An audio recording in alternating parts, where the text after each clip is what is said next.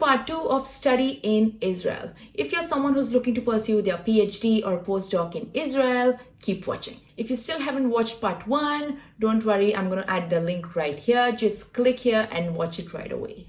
Part 1 talks about applying to Tel Aviv University, eligibility criteria and admission process, and finding the right mentor. Part 2 emphasizes on the degree curriculum, some ideas for having a life out of research lab, and quick tips for having a smooth journey as a PhD or postdoc at Tel Aviv University. You can now comment down below and tell me which other topics related to education in Israel you want me to cover. So without taking much of your time, let's get into this video. Before we begin, hit that subscribe button for more content on Israel. And don't forget to hit that bell icon to receive notifications whenever I upload a new video. Let's go.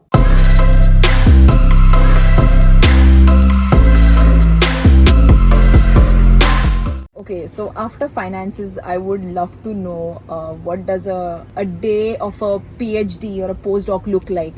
A typical day, how would you narrate it to us? Right, it's very important. You should know your life here. So usually in this university or in most universities abroad, timing that you come in and go out is not really important. Okay. Which is good because research doesn't really happen like in a 9 to 5 schedule. Sometimes you have to wait long hours, sometimes you have no work, so you are free to like deal with it. Again, it is very specific to your lab. Right. It depends on your boss, depends on your lab culture, but try to choose a lab which is happy with it. For a PhD, you have to take some courses. Okay. As a PhD student, you have to do that in India as well. We call it core course or something. You call it the same thing here. And you have to take some courses depending on your lab's profile, what you're going to require. For example, if I'm somebody who works in immunology, I will take a FACS course, which is a machine that is being most widely used by immunologists. So I would require that for my day-to-day. So I would take that. If I'm somebody from cell biology, I'll take a microscopy course. If I'm statistics is something that everyone should take. A general thing. How do you write research writings or scientific writing communication workshops that you could take, because you have to eventually communicate your science to someone, right, to the audience. So you should take those workshops. Then there are specific like animal models. For example, I wanted to learn how to handle animals, right, research animals. So I did a course on that. I gave an exam on that. I'm just curious, like, is it creepy to handle like mice and like? I'm sure like you're trained now, so you're not scared. So I'm somebody who's personally very scared of animals, be it even the smallest insect. I can't take it. Okay. I have phobias to sort of insects, and I can't handle it. When I came here, I knew that I have to handle animals, and I told my mind actively that I'm not going to be creepy about it, because if I do that, they'll sense your fear.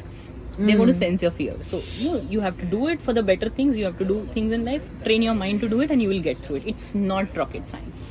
Rocket science still remains about this. So it's okay. Specifically, depending on your lab, you get suggestions from your guide or your boss, your PI, what courses should be taken. You can also suggest to them that, okay, I want to do this, or I want to learn that. I want to learn bioinformatics, for example, the computational side of biology. You can do that as well. So there are different courses available. I think they are available twice a year for the PhDs. One in April, May that starts, and one in the September-October semester that starts. Because there are 2 semesters that you will start your PhD usually. For a postdoc, you can join any time of the year. So there is no semester system, and as a postdoc, you are not required to, and neither allowed to take a course. Okay. You take a course only if you have not learned something and your lab PI says that you want to, so they will write to the respective committee saying that, okay, my student will take this course. Otherwise, you're not required to take that. There's no credits for that. For a PhD, you have to. So that's one part when you start your journey here. Apart from that, your daily routine is like lab work, like proper bench work, where you do experiments by yourself. You go to the animal facility, you go to the lab where you do actual experiments. There are also times when you will not be doing an experiment, so you have like different labs have different systems. You have either your workstations at your lab itself, or you have separate rooms where you have workstations. You sit and read literature, or design projects, make presentations, seminars, read what new papers have come. There's a lot of reading, no? There's a lot of reading, and that's if somebody who likes to read, who likes to study all their life is here. Nobody else will be in the field. So it's that. And then of course there are conferences that happen in your field, so you attend those. Sometimes you present at those conferences, either oral presentation or a poster presentation, which is a part of your PhD or postdoc. Did you have a chance yet, or like are there? So I'm very any- new here as yet. Okay. I did attend 2 conferences. I think since the time I've joined this lab, even when I was in India, but I was selected, every month I'm attending a conference, and luckily it's paid by the boss. Oh, is So you it? don't have to pay the registration fee, you get it refunded. So yes, there are good conferences happening around and you get to go there in person. Now thankfully COVID is over, more or less. More or less. So you get to go in person to the conferences. Some are on Zoom, so you can Right. attend them. At some places you can present your work. Never leave an opportunity to do that. Always discuss your work online, and it's going to, if you're taking the wrong paths, people's questions are going to, the critics are going to actually tell you to stop it. You will know what to do, where to do. If you're doing the right thing, you will get good collaborators or future networking for next jobs. It's always good to do that. So that's how a routine is. But I think 80% of it is lab work, or maybe 70. 30% is the reading part and presentation part. And what do you have to say about work-life balance or work-life integration? I remember you telling me something. I would love for you to tell the audience what's the main difference. So like I said earlier also, I did not choose US for this reason, that I wanted a good work-life balance. Right. Especially after a PhD of 5-6 years, you're already tired, aren't you? Yeah. You really want to live life. You want yourself some time for the family, for your own self, for your hobbies, which are like Definitely. ruined through the PhD, which I understand because a PhD really requires a lot of dedication to things. But it's about perspective. I think now that if I'm going to do research for all my life, I don't want to do it by staying in the lab all the hours. I want a life outside the lab. I want to live for myself. If you make that decision, choose the lab wisely. Not all PIs or not all labs are going to be like that, to be honest. And I have seen both the sides. My PhD lab was also amazing mentor. My postdoc is also an amazing mentor. I worked at another lab in between these two for a small time, and it didn't work out for me because of these reasons. So here in Tau, and with my lab or with most of the labs, I would say the work-life balance is good. For me, it's like very good. I really like the way it is. I am not asked what time I come to the lab, what time I go to the lab. On days I spend less time in the lab, but on days I spend more time because there are experiments running. When there is nothing to do, I don't have to sit there just to show that I'm here, a 9-to-5 job. I don't have to do that. I can tell that I want to go roaming somewhere today, so I'm taking a leave, and my boss is okay with it. Yeah, and she'll ask me the next day, how was your trip? And it's cool. It's nice, but this does not happen with everybody. I also have friends here in whose case this is not true. So while it's not always in your hands to choose a lab based on this, because there are many other parameters you will look at. You will look at the work, you will look at the PI profile, you will look at the money that is given to you. It's really your choice what you decide. It's a little tricky answer for me versus you versus somebody else. It's your choice what you decide. Like I said, I did know that this lab is like this. You did know? Yes. Yeah, because I you did spoke find to a couple of people. Yes, and in fact, Very important. I'll be happy to share this. My mentor here, she has been awarded the Nature Mentor Award. What does that mean? That means that she is very student pro. She makes the student's life happy, and she is the right mentor and not a boss. It's a very fine line between the two things. And just to understand, like, is this like a voting system? Like, who decides? Is the university decide, or do the mentees decide? Like, she's a really good mentor. No, so Nature Mentor Award is like worldwide. It's not from the university. Got it. But two professors in our university have this award, including my boss. So when you do this background study, try to find people who are there in that university and ask them whether they know this person, have they heard from the students, how is their life there. Because see, this was a very important point told to me by one of the scientists at my previous institute. He said that look at how the people in the lab are surviving, the existing students. You are going to fall exactly in the same situation as them. You are not going to change something by going there. You will exactly fall in the situation like them. See whether they have time, see whether they are happy, see whether they have peaceful life, see whether they get appreciated for their work. It's exactly what you're going to get.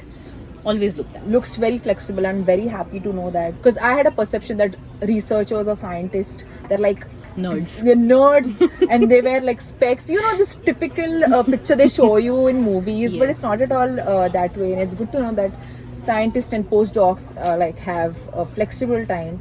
So congratulations on landing up a good mentor and a flexible time. I would also like to know, apart from research and coursework that you do at Tao, what does your life look like your personal life? What do you do apart from research? A lot of things, because like I said, I find time for myself finally in life. I'm trying to revive all the hobbies that I lost during my PhD. Two of them include dancing and cooking. I really get time to do that, and cooking has become a necessity here. So Yeah, it that's gives me true. more opportunity, but because I like doing it, it's like therapy for me. So I do a lot of cooking. I do the photography, food photography, put it on different Wow. places. This is one of my favorite things to do. I do that. You'll always find photos of food on my statuses. And I have started going back to online Bharatanatyam classes. That's great. While I came here, a friend of mine gifted me ghungru, the one that we wear for our Bharatanatyam. Yes. I'll share so a picture of ghungroos if you all don't know, because I'm also a trained Bharatanatyam dancer, so I can really connect with Yes, you. and that's what he by giving that he meant that you should start it again. So I'm Definitely. taking that advice and I'm starting back again through online classes. That's great. I am also trying to join yoga classes that are free here, by the way, by the Indian Cultural Center of the Embassy of India. So I'm trying to join those yoga classes online or in person, whatever the possibility is. So I'm trying to focus on like health, hobbies. Tel Aviv is full of beaches. All the weekends call for it, and it's like walkable also. You have the beach right like walkable here, but Yeah. you also have beaches which are nice and happening, and which are like just a bus away. In the dorms that I stay in, there are many international students, including Okay. Indians. In fact, many of them are actually international students. The Israelis mostly stay home back here. There are also Israeli students, and so we gel together. We have parties. That's cool. We have fun, we cook together, we celebrate all the different religious festivals in India. So for example, I celebrated the Bengali New Year with my friends here. And we also did a small dance on a Tagore song. I did see that on Facebook. I celebrated the Maharashtra Day here, which was so unexpected to me, but we were together. That's when we actually Yes, clicked. so she performed Pinga in that Maharashtra Day, which was awesome. She did it nicely. I hosted the day, and there were so many Maharashtrians here, and I'd like to find people with my community. I got to speak my language there. I felt comforted and felt at home. I had new contacts with the embassy people, and now we are planning more and more things what we can do. And we were like, yeah, next year we're going to do like more things. We're going to do it more nicely, grandeur. Yeah. So yeah, and there are good things. She conducted a Bollywood workshop Yes. in my university. There was India something Week. called India Week, and I had the opportunity to represent India and like teach Bollywood dancing. There are two religions in India, like cricket and Bollywood. Yes. So I think Bollywood dancing is like very big, and people love to connect based on like just dance. So that's when we are also like met, and she was there performing, and it was such a cool program. Yes, and you remember there were like many non-Indian students in that. Oh my event. god, so many Firangs, to be honest. So many. So and they many. were enjoying the Bollywood song, and they were enjoying dancing with us. Yeah, equally. like, and the best part is like nobody was shy. Yeah. Everybody wanted to participate in, and it doesn't really matter, you know, Bollywood doesn't need style like hip hop and ballet. It's like the feel of it. So I think it just like, it was like a what do you say, like a successful event. What are your weekends like? What do you do? Do you also do you work on weekends, or it's like you like me time? No, so I try not to schedule my work on a weekend. Okay. I try as much as possible not to keep an experiment running unless it is really very important, because in biology you do have experiments like that where they go on like for some number of hours and you have to do something small. So if there is something like that, it demands me to go on a Friday. By the way, the weekends here in Israel are Friday and Saturday, and not Yes. Saturday and Sunday. Yes. Sunday is the first working day of the week. So if you want to go on a Friday or a Saturday, I try to keep it like very small time, some small experiment to do there. Okay. It's like walkable from the university. The dorms in the university are really close by, so you just go quickly for an hour and come back, which is fine with me. Yeah. But I try not to schedule things on a weekend so that I get my free time. Also, we have to do some household shoppings on Fridays, because after Friday evening when the Shabbat starts here, everything is closed. Yeah. It's a different thing for the Indians. It was very different for me. It was like weekends are like you go around, but that's not the case. You Yeah, in have India, to I think think about it. it's not a culture because like weekends is the time when you actually go chill out, like chill with your friends, go for movies, this and that, and there is public transport working on weekends. But in Israel, if you have seen one of my videos, I've mentioned until Friday, say 2 p.m. or 3 p.m., it's working, and then everything just shuts off. Unless you have a private car or private transport, then it's not a problem. but everything shuts off, so you need to make sure you get everything that you need from outside before Friday 2 or 3 p.m. And this was very tricky to me in the beginning. Yeah. Any person who comes from another country here is going to find this tricky in the beginning, but then you get adapted to it. Now you know that okay, Thursday evening or Friday I have to do my groceries, I have to get outside things so that I have everything for the weekend until Definitely. Sunday comes. Yes. But it's done, and then of course you have a lot of time to hang around after that. Yes, they have a beautiful campus, so I think they don't even have to like step out. Just chill here. Yes, but there are also places like the Carmel Market, which is like very vibrant on a Friday daytime. Yeah. So go to the Levinsky Market, which is like the Indian stores. The benefits of staying in Tel Aviv than any other city in Israel is that you get free weekend buses, and you can still go to the beach, garden, or other places. You can still go to places, which is cool. I would like to know what are the 3 things. I'm sure like there are so many great things about Tel Aviv University, but tell us like 3 things that you like about Tau. So I think one I already mentioned, which is the flexibility in working hours. In research, it's really good to have it. You're flexible. The second thing is I've seen people here, like the scientists here, are really collaborative. Right. They are open to collaboration, and I think that is how they publish so well, and that is how they do a good science, because they understand the fact that not every person is going to be an expert in everything. So if I am an expert in A, she's in B, I would just collaborate when I want to do, and she would do her part, I would do my part, our students would collaborate, and we have a nice piece of work out there. They are like that, and they would not just collaborate within your university or within their friends, they would go beyond that. For example, my lab has collaborations with Technion, my lab has collaborations with Weizmann, my lab has collaborations with a lab in Germany, it has collaborations with a lab in the US. So that way, you kind of get more work done. Right. You get samples of different type, you have say computational biologist helping you out. So this is something really cool about Tau. I find the collaborative nature of scientists very much here, which I think is kind of lacking in India. Student community, it's very metropolitan, it's very international. It's not like, you still find majority being Israelis, but the Israelis here in Tel Aviv are really metropolitan at heart, and they have so many friends coming from different universities, from different countries. They're just open to take you in, and they're very friendly, helpful. They'll mind their business, but they'll help you all the time that you want. Exactly how I feel they are, and they're very helpful. And for those of you who want to like specifically join this university, there are also like groups on WhatsApp. If you get qualified into any of these universities, you can join those groups. There are groups specifically for Indian students in Tau, and there's a group for international students in Tau. We both are a part of, and there are also departmental groups, and they'll help you like in all sorts. So when you think that okay, now what if I have qualified a position in Tau, how do I start, where do I find a house, how do I know about my lab, or anything that you need here, anything, SIM cards, credit cards, mobile banking, what to questions. do. And these people are always there to help. What to bring, what to pack in your bags, what you don't get here, what I you think we get should here. do another video on like What a to bring? travel list, not travel list like, but Packing. things that you should get when you're going to be studying. Absolutely. At Tau. It's a very important question that comes to any student's mind. I was like, We'll do another video, a quick asking one on that, that yes. one with Dhanashree. Okay, now since we spoke about pros, we all know that every place has its cons as well. It would only be fair if we discuss both. So please go ahead and tell us the cons of not just like Tel Aviv University, but studying in Israel in general. most important problem that I faced here, which anybody coming from outside of Israel will, is the language barrier. It's all Hebrew, and the official language is Hebrew. So even if you are at a very, very nice university, you know that all the professional work is going to be in English, the science is going to be in English, but many of the official forms sometimes, or for that matter, when you have to locally call somebody at the university to ask for something or any help required at any officials, they all speak Hebrew. Right. And you're not, of course, a Hebrew speaking. So every time you have to find a friend from the lab who can speak Hebrew for you, and it's much easier, and they answer you much better when you talk in Hebrew versus you talk in English and they don't really get what exactly is going on.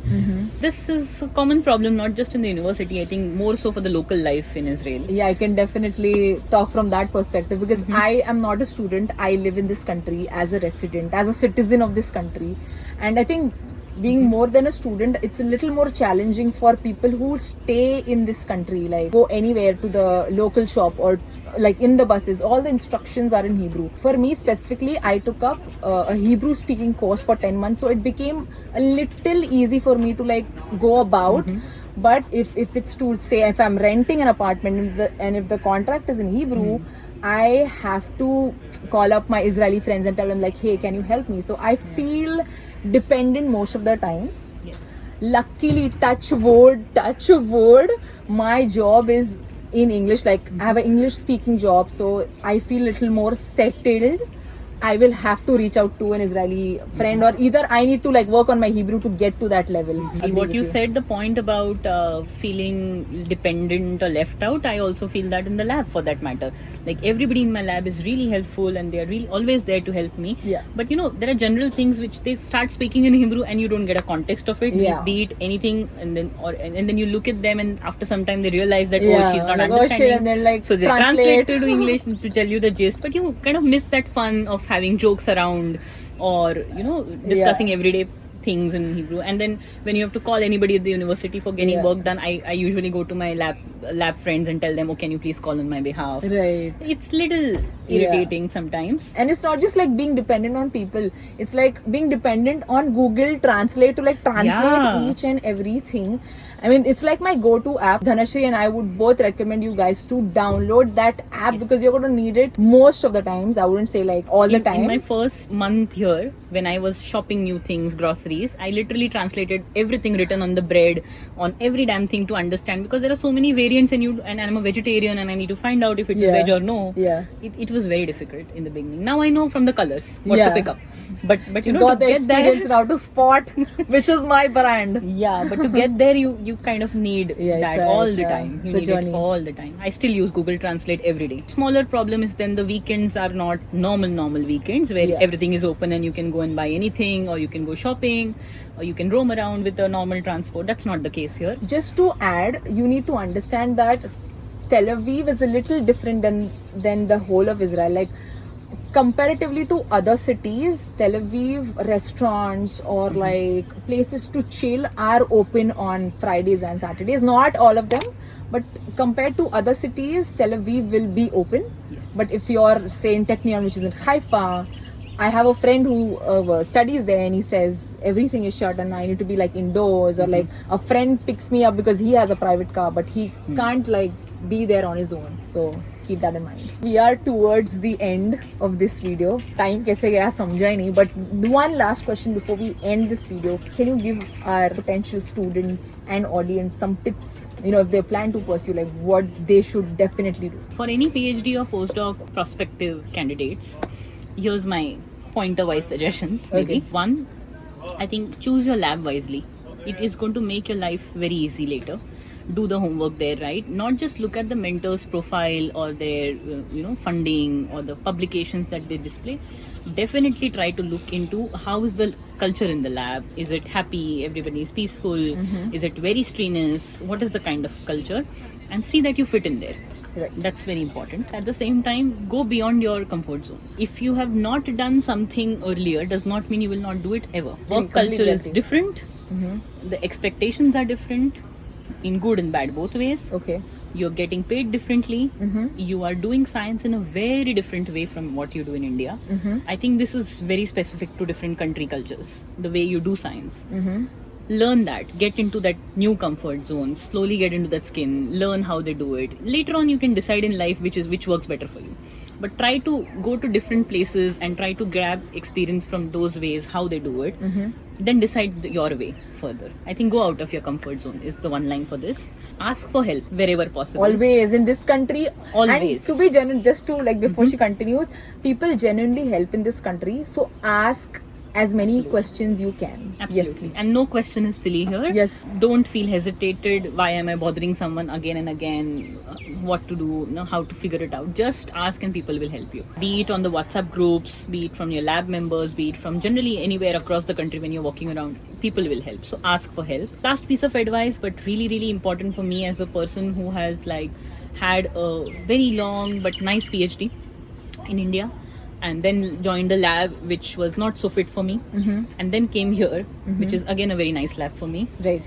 This journey, the experience that I would say is live a life outside your lab, not just in your lab. So yes, you are here to do this, and when you are at work, give your 100%. Never do complete justice to your work. because that's what brings you bread and butter. Definitely. That's why you are here, and that's why I'm sitting with her, and that's why I'm doing this and that and activities and things like that in life. Do justice to your work, but at the same time do justice to yourself.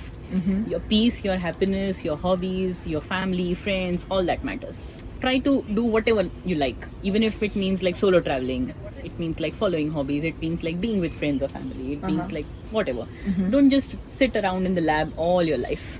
There is a life outside it. Please do that. Alas, we are towards the end of this video. We didn't even realize how time flew. I think we had a very good in-depth conversation. I think what I didn't find in most of the videos is the nitty-gritties, wo thoda bahut that can make a difference is what I found missing, and she really like did a great job. So first of all, thank you for taking out the time, because not everybody loves to share or loves to give.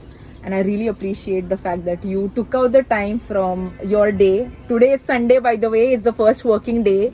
We are not doing this on a weekend. I want you guys to know. And she took out the time to sit here and speak to you guys. So thank you. Hopefully we come up with some new videos or some fresh content about studying in Israel. We don't know. If you have any suggestions, please write down in the comment section. If you have any questions, please comment in the comment section. Dhanashree or I will respond to it as much as we can. Sure, and she has really cool stuffs and really helpful videos on her channel, which is Revital Moses. So please subscribe to her channel and go through the content. I'm sure you'll not be disappointed. That's it for this video. I wish all the applicants all the best and a smooth landing at Tel Aviv University or any other university in Israel. I hope this information helps you. If you want to know more what you can do in Israel apart from the university life, you can now explore my channel, because I talk about fun content, fun things to do in Israel. Till then, take care, be safe, and I will see you next time. Okay, bye.